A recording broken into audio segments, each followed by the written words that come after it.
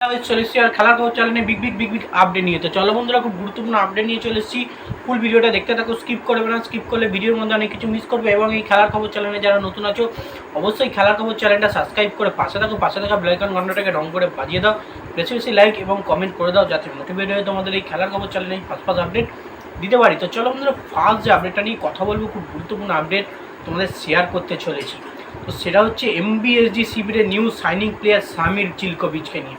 তো সামির জিলকোভিচকে নিয়ে কালকে তোমাদের নিশ্চয়ই আপডেট বলেছিলাম এই সপ্তাহ শেষে নালে পরের সপ্তাহের প্রথমে কিন্তু কলকাতায় আসতে চলেছে সামির জিলকোভিচ। ঠিক সেম পুরোপুরি অ্যানাউন্সমেন্ট বেরিয়ে এলো সামির জিলকোভিচের ভারতে আসার, মানে কলকাতায় আসার কনফার্ম ডেট। সেটা হচ্ছে শুক্রবার কিন্তু কলকাতায় পা রাখতে চলেছে সামির জিলকোভিচ সকাল 8:30-তে।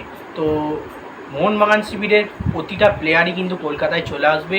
প্রতিটা বিদেশি 5 নম্বর বিদেশি চলে আসছে, এবং 6 নম্বর বিদেশি কে হবে সেটা কিন্তু আইএসএলের আগে জানা যাবে। তো সামির জিলকোভিচ এসেই দলের সঙ্গে যোগদান করবে। আশা রাখছি কোয়ার্টার ফাইনাল থেকে কিন্তু সামির জিলকোভিচ অ্যাভেলেবেল থাকবে। এবার কোচের চিন্তাভাবনা যা হবে, তাকে নামাতেও পারে নাও পারে, তো দেখা যাক। তো সামির জিলকোভিচ সকাল এসে কিন্তু বিকালবেলা প্র্যাকটিস সেশনেও কিন্তু যোগ দেওয়ার প্রচুর পরিমাণে একটা চান্স আছে, কারণ যেহেতু সকাল 8:30টায় আসছে, বিকাল 4টের মধ্যে কিন্তু সামির জিলকোভিচ মোহনবাগান শিবিরের অনুশীলনে যোগদান করে দেবে। মানে মোহনবাগান সমর্থকদের জন্য কিন্তু বড় সুখবর, সামির জিলকোভিচ এবার কলকাতায় কিন্তু পা রাখতে চলেছে। তো নেক্সট যে আপডেটটা নিয়ে যে কথা বলবো, সেটা হচ্ছে খুব গুরুত্বপূর্ণ আপডেট। সেটা হচ্ছে এমবিএসজি সমর্থকদের জন্য কিন্তু খুব খুশির আপডেট, খুবই আনন্দিত আপডেট। সেটা হচ্ছে লাইলেনজুলা ছানতে কিন্তু আজ দুপুর 1:30টার সময় কলকাতায় পা রাখতে চলেছে। কলকাতা বিমানবন্দরে কিন্তু আসতে চলেছে লাইলেনজুলা ছানতে। মানে অনেক কিছু অপেক্ষার অবসান ঘটিয়ে, অনেক দিন অনেক প্রশ্ন, অনেক বোঝাপড়া, কবে আসবে, কবে সই কমপ্লিট হবে, মোহনবাগানের জার্সি পড়বে কিনা, সব কিছু জল্পনা কল্পনা মিটিয়ে দিয়ে পুরোপুরি কনফার্ম হয়ে গেল যে লাইলেনজুলা ছানতে কিন্তু মোহনবাগান শিবিরে আসতে চলেছে। সেটা হচ্ছে আজ দুপুর 1:30টার সময়। তো আশা রাখছি ছানতে দলে যোগদান করার পর কিন্তু মোহনবাগান শিবিরের সাইড ব্যাকিংয়ের জায়গাটা কিন্তু, রাইট ব্যাকের জায়গাটা কিন্তু খুব দুর্দান্ত হবে। ছানতের যে পারফরমেন্স, সে পারফরমেন্স যদি ছানতে মোহনবাগান শিবিরের জার্সি গায়ে দেয়, তাহলে কিন্তু মোহনবাগান টিম যতটা ডেঞ্জারাস আছে, তার থেকে আরও ডবল ডেঞ্জারাস কিন্তু মোহনবাগান টিমকে আমরা দেখতে পাবো। কারণ Lallianzuala Chhangte as a legend magician player, Mumbai city এফসিতে দীর্ঘদিন ধরে খেলে এসছে। ভারতের কিন্তু 1 নম্বর প্লেয়ার লাইলেনজুলা ছানতে এখনও পর্যন্ত। তো দেখা যাক ছানতে তার সেই পুরনো স্পিরিট, পুরনো ফর্ম, নিজের পুরোপুরি যে ফর্ম সেটা উজাড় করে মোহনবাগানের জার্সি গায়ে খেলতে পারে কিনা, দিতে পারি কিনা, সেটাই হচ্ছে দেখার। তো নেক্সট যে আপডেটটা নিয়ে কথা হলো, সেটা হচ্ছে খুব গুরুত্বপূর্ণ আপডেট। সেটা হচ্ছে ইস্টবেঙ্গল এফসি শিবিরের প্লেয়ার মোহাম্মদ রাশিদকে নিয়ে। তো ইস্টবেঙ্গল এফসি শিবিরের প্লেয়ার মোহাম্মদ রাশিদ কাল কিন্তু তোমরা নিশ্চয়ই জানো, আল আরিবিকে 4-1 গোলে কিন্তু হারিয়েছে ইস্টবেঙ্গল এফসি চ্যাম্পিয়ন্স লিগ 2-এ। তো অসাধারণ একটা জয় পেয়েছে। সেইখানে কিন্তু সেকেন্ড গোল করে, মানে জয়সূচক গোলটা কিন্তু মোহাম্মদ রাশিদ এনেছে। এবং মোহাম্মদ রাশিদ কিন্তু মিডফিল্ডটার পুরোটাও ডমিনেট করে খেলেছে, দুর্দান্ত পারফরমেন্স করেছে।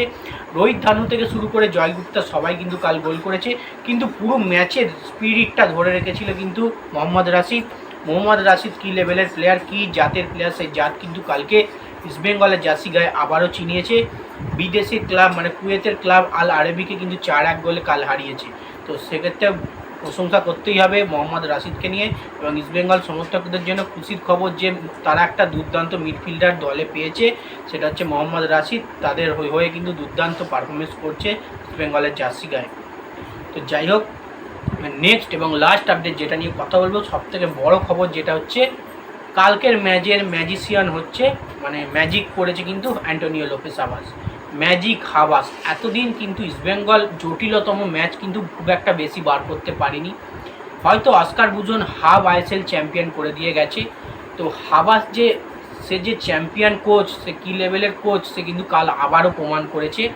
ইস্টবেঙ্গল প্রথমবার কিন্তু এফসিতে চান্স পেয়েছে খেলার জন্যে অনেক দিন বাদে। তো সেক্ষেত্রে কুয়েতের ক্লাবকে কিন্তু হারিয়ে 4-1 গোলে, মানে রাজার মতো হারিয়েছে, দাপিয়ে খেলেছে।